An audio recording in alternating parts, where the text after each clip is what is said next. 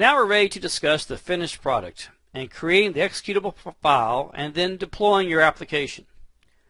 Actually, every time you have successfully compiled an executable program, Visual Studio has been creating by default an exe or executable file that could be used as a standalone file automatically.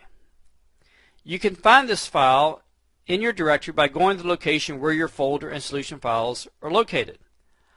Using the multiple form program that we used earlier as a demonstration, I'm going to the directory where I have this project.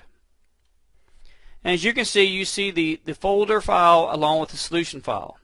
If I open the folder file, I will see then a folder called bin.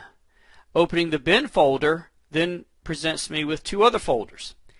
Inside the debug folder, you will find the exe file. This is an exe file that is now able to be run as a standalone file. From this, you could right-click and send it to a desktop,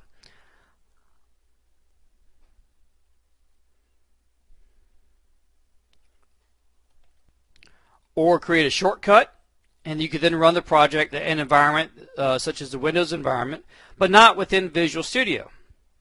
So all the user would have to do is have the .NET framework on their machine, but they would not necessarily have to have Visual Studio.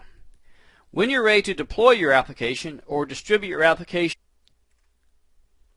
and click on the Build menu item and then choose Publish for your project. By selecting the Publish option, this will launch the Publish Wizard, which gives you the option of specifying a file path, a website, or an FTP server. Media options for distribution are CD-ROM or DVD, or file sharing through a network, or via the web. You can also have the program check for updates online. If you deploy to a folder on your system, you'll find a setup.exe application inside of the folder. Try copying that folder to a CD and then install your program on another machine. Following these steps will take you through the process of deploying your application to another machine, and you'll have a fully executable standalone project.